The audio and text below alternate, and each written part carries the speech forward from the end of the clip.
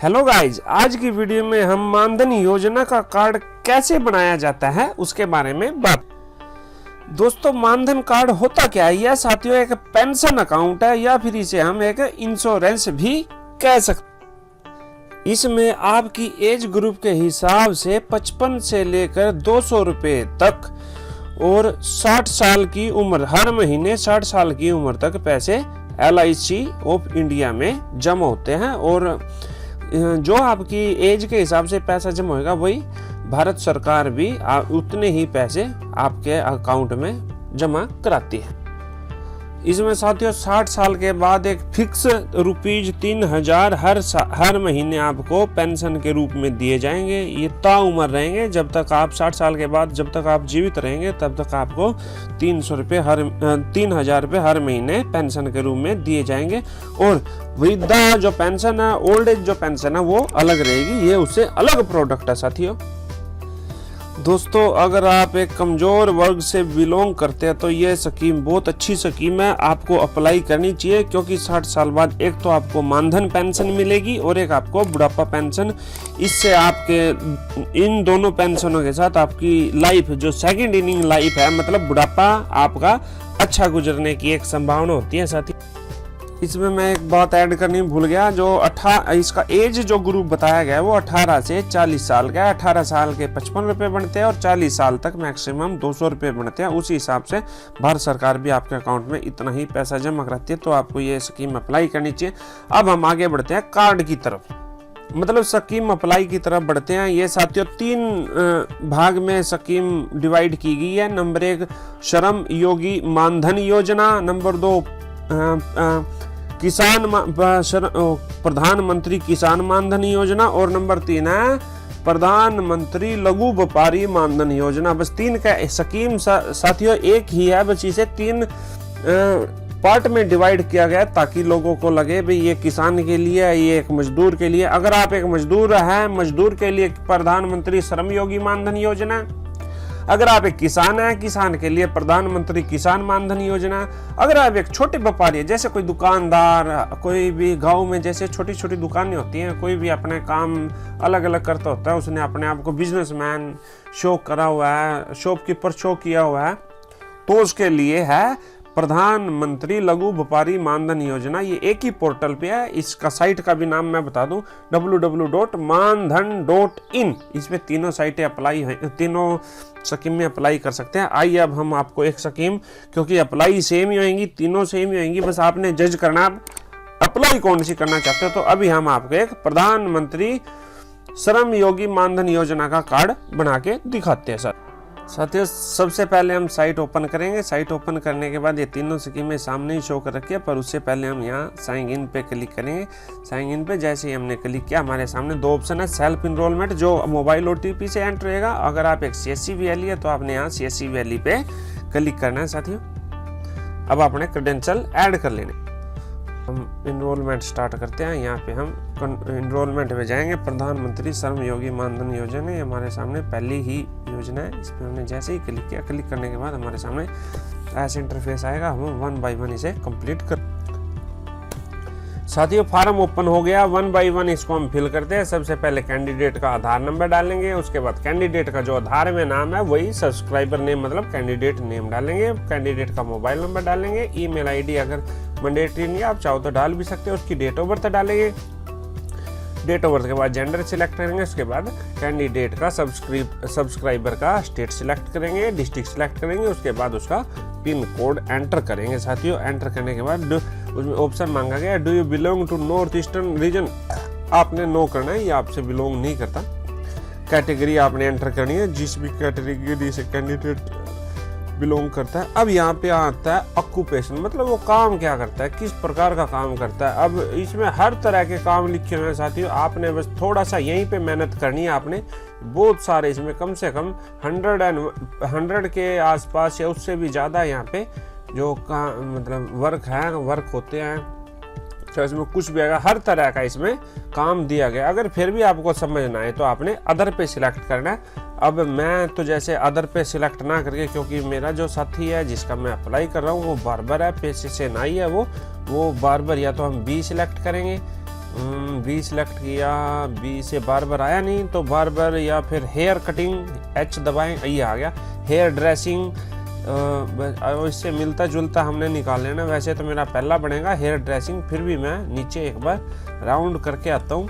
हाँ, hair dressing मेरा यही इस पे डिपेंड करता है। मैंने हेयर ड्रेसिंग पे क्लिक किया। Whether member of beneficiary of NPS, ESI वगैरह। ईएसआई एक कैंडिडेट का कोई नौकरी कहीं भी करता होता है तो वहाँ पे ईएसआई कार्ड बनता है। अगर वो ईएसआई में उसका अकाउंट है तो भी इसका एलिजिबिलिटी नहीं है। उसकी एनपीएस एक नेशनल पेंशन स्कीम है जिसमें जैसे कोई भी नौकरी लग जाता है तो उनके ईपीएफ कटता होता है वो भी। और ईपीएफ मतलब किसी प्राइवेट कंपनी में भी कैंडिडेट काम कर रहा है तो उसका वहाँ पे भी ईपीएफ कटता होता है, वो भी इसमें कवर नहीं होता साथियों। वेदर इनकम टैक्स पे ही, अगर इनकम टैक्स पे करता है तो ओबियसली इसका मेंबर नहीं रहता। वो यस करते हो तो इसका एलिजिबिलिटी नहीं रहती, क्योंकि ये एक मजदूर और जिनकी 1,80,000 से नीचे आमदनी है, ये उनके लिए कार्ड है। तो हमें यहाँ पे नो करना होगा। नो करने के बाद हम इसमें आगे बढ़ेंगे साथियों। जैसे ही हम यहाँ पे I hereby declare that I have no objection, तो ये हमें कंसेंट देनी है। और कंसेंट देने के बाद हमें यहाँ पे सबमिट पे क्लिक करना है। सबमिट पे क्लिक करते ही कैंडिडेट का ये डेटा हमारे सामने आ जाएगा। इसमें हमने OTP बेस पे सेलेक्ट ऑथेंटिकेशन टाइप, AUTH जो लिख रहा है ये ऑथेंटिकेशन, इसे हम कह सकते हैं। सिलेक्ट ऑथेंटिकेशन टाइप पे हम क्लिक करेंगे। और यहाँ पे साथ ही एक बार अपना डेटा भी मिला लें, कोई आपसे गलती तो नहीं होगी किसी प्रकार की, क्योंकि ये फिर बाद में डिस्प्यूट वाले कॉलम में चले जाएंगे अगर आप सही से इसे डेटे को फिल नहीं करते हो। अब मैंने यहाँ पे कंसेंट पे क्लिक किया, ऑथेंटिकेशन पे क्लिक किया। मेरा OTP के लिए आगे बढ़ेगी ऐसी स्क्रीन आ गई साथियों। अब हमें यहाँ पे ईमेल से अनटिक कर देना है, क्योंकि ईमेल में हमें SMS नहीं चाहिए। और SMS यहाँ पे मोबाइल पे जो SMS जाएगा उसे टिक रहने देना। और ऊपर टॉप बॉक्स पे ये टिक करते ही हम जनरेट OTP पे जैसे ही क्लिक करेंगे हमारे मोबाइल पे OTP चला जाएगा साथियों। अब हम OTP एंटर करते हैं। OTP एंटर किया साथियों। OTP एंटर करने के बाद हम वैलिडेट OTP पे क्लिक करेंगे। अब हमारे सामने एक फॉर्म खुल के आएगा जिसका हमें साथियों ये कैंडिडेट हमारा ऑलरेडी रजिस्टर्ड है, हम किसी दूसरे का ट्राई करते हैं। साथियों अगला अप्लाई करने से पहले मैं एक और छोटी सी इसमें ऐड ऑन कर देता हूं, क्योंकि जो ये कार्ड पहले बना हुआ है उस कार्ड का हम रीप्रिंट कैसे कर सकते हैं। हम यहाँ पे कार्ड क्लिक करेंगे। क्लिक करने के बाद हमारे से 2 ऑप्शन मांगे जाते हैं। एक तो पेंशन अकाउंट नंबर जो हमारे पास है नहीं, क्योंकि हमें मालूम नहीं था इसका बना हुआ है कि नहीं बना हुआ। अब हम सर्च बाय आधार क्लिक करेंगे और यहाँ पे क्रेडेंशियल ऐड कर, हमने इसका डेटा एंटर कर लिया, आधार नंबर, सब्सक्राइबर नेम, उसकी ईमेल और जेंडर, और आई कंसेंट पे क्लिक किया और प्रोसीड पे क्लिक करेंगे। ठीक हुआ साथियों, ये हमारा ऑलरेडी बना हुआ आ गया, ताकि आपको एक और मेरे को पॉइंट बताने का मौका मिला। अब हम प्रोसीड पे क्लिक करेंगे। प्रोसीड पे जैसे ही क्लिक करेंगे इसका डेटा सर्च कर देगा। डेटा ये देखिए साथियों, पेंशन अकाउंट नंबर वगैरह इसने सर्च कर दिया, नाम आ गया। अब हम कार्ड का प्रिंट करेंगे। कार्ड का प्रिंट करने के लिए हमें यहाँ पे 20 रुपये पे करने होते हैं साथियों। हम यहाँ पे कंसेंट पे क्लिक करेंगे, रीप्रिंट पे टिक करेंगे। यहाँ पे इसने 2 ऑप्शन मांग लिए, पे यूजिंग CSC पे और पे यूजिंग CC वेन्यू। हम CSC अपने वॉलेट से पैसे पे करेंगे और हम यहाँ पे अपना वॉलेट पिन इसने हमारे से मांगा। और सबमिट पे जैसे ही हम क्लिक करेंगे हमारे सामने इसका प्रिंट का कार्ड का प्रिंट आ जाएगा साथियों। ये हमारे सामने इसके कार्ड का प्रिंट आ चुका है। अब हम इसका प्रिंट निकाल के कस्टमर को दे सकते हैं। हालांकि कस्टमर आया था बनवाने, पर वो उसको भी नहीं मालूम था, हमें भी नहीं मालूम था ये ऑलरेडी रजिस्टर है। ऐसे हम ऑलरेडी रजिस्टर ऐसा शो करता है तो हम उसका प्रिंट ऐसे निकालेंगे। अब साथियों हम जो आगे लास्ट का प्रोसेस हमारा पेंडिंग है हम उसे कंप्लीट करते हैं। साथियों आपको अप्लाई करके तो दिखाना ही है। अब हम नए कैंडिडेट का डेटा लेके आए हैं। नए जैसे ही हम OTP एंटर करते हैं, OTP पे हमारा ऑलरेडी अप्लाइड आ गया था, तो अब हम दूसरे कैंडिडेट का OTP से स्टार्ट करते हैं। OTP जैसे ही हम एंटर करेंगे, एंटर करने के बाद हमारे सामने ऐसे इंटरफेस आएगा। अब हमें कैंडिडेट की अकाउंट डिटेल एंटर करनी होती है। जैसे ही हम IFSC कोड डालेंगे, IFSC कोड डालते ही हमें वेरीफाई पे क्लिक करना होता है। वेरीफाई पे जैसे ही हम क्लिक करेंगे तो बैंक का नाम और बैंक की ब्रांच ऑटो अपने आप ही उठाएगा, आपको यहाँ फिल करने की जरूरत नहीं है साथियों। उसके बाद हम नीचे आएंगे और कैंडिडेट का अकाउंट नंबर एंटर करेंगे। साथियों IFSC कोड डालने के बाद आपने अकाउंट होल्डर का नाम लिखना होता है। उसके बाद उसके अकाउंट का टाइप, जैसे सेविंग अकाउंट है, अकाउंट नंबर और कन्फर्म अकाउंट नंबर। ये लिखने के बाद आपको अगर कैंडिडेट अनमैरिड है तो अनमैरिड है और मैरिड है तो आपको मैरिड लिखना होगा। मैरिड लिखने के बाद उसके स्पाउस नेम मतलब हस्बैंड या वाइफ नेम जो भी एप्लीकेबल है वो आपने एंटर करना है। नॉमिनी का नाम, नॉमिनी मतलब हस्बैंड को बना सकते हो, जिसको भी आप चाहो, इसमें बहुत सारे ऑप्शन है। तो मैंने यहाँ पे अपने हिसाब से इसके हस्बैंड का नाम नॉमिनी में डाल दिया। नॉमिनी की डेट ऑफ बर्थ डालने के बाद हमने यहाँ पे कैसे contribution by month, quarterly, half yearly और ईयरली चाहते हैं, तो मैंने बाय मंथ कर दिया।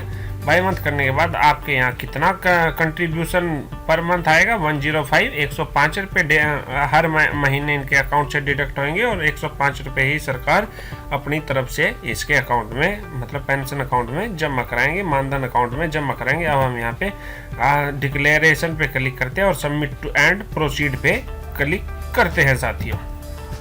सबमिट पर क्लिक करते ही ऐसा इंटरफेस आएगा। अब हमने यहाँ पे प्रिंट मैंडेट फार्म होता है भाई, ये कैंडिडेट को सिग्नेचर करके यहाँ पे आप अपलोड किया जाएगा। साथियों यहाँ पे एक बात जरूर ध्यान रखने की जरूरत है, अगर आप कैंडिडेट के साइन अपने आप या किसी दूसरे साइन कर देते हो तो वो एलिजिबल नहीं होंगे। आपका फार्म डिस्प्यूट कॉलम में शो किया जाएगा, क्योंकि ये कैंडिडेट के सिग्नेचर बैंक से मैप होते हैं। बैंक से ही अगर आप बैंक में जो आपने सिग्नेचर किया वही अगर आप सिग्नेचर करते हो तो ही ये फार्म आपका कंप्लीट इन ऑल रिस्पेक्ट माना जाएगा, अदरवाइज आपका फार्म डिस्प्यूट कॉलम में एंटर कर दिया जाएगा। अब हम प्रिंट मैंडेट फार्म करके और कैंडिडेट के सिग्नेचर कराते हैं साथियों। ऐसा इंटरफेस हमारे मैंडेट फार्म का आएगा। अब कहाँ साइन होने हैं वो मैं आपको साइन करके दिखाता हूँ।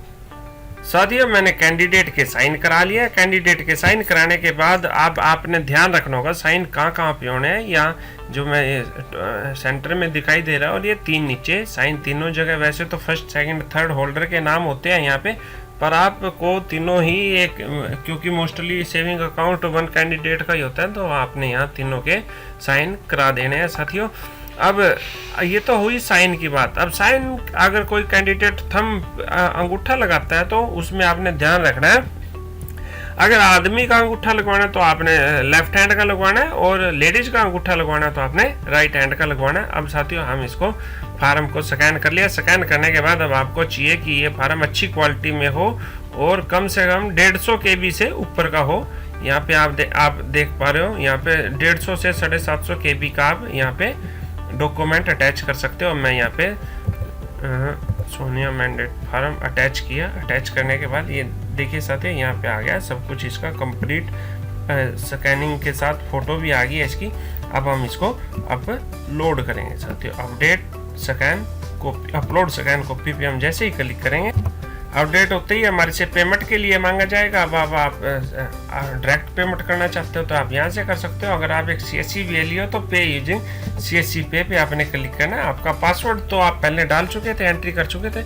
अब आपने सिर्फ अपना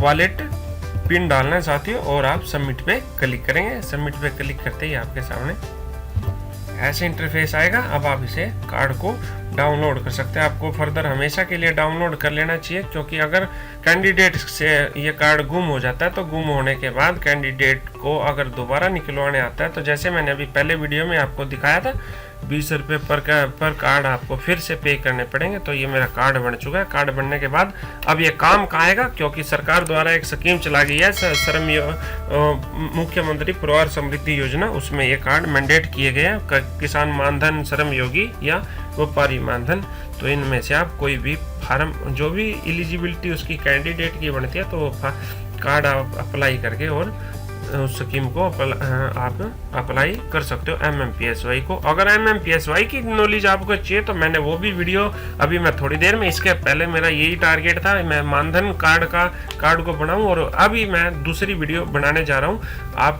कल या मतलब जैसे आज 18 तारीख है तो 19 तारीख को मेरी 19 मई 2021 को मेरी वो वाली वीडियो भी देख सकते हो। थैंक यू साथियों। वीडियो पसंद आई तो शेयर, सब्सक्राइब एंड लाइक जरूर करें। Thank you.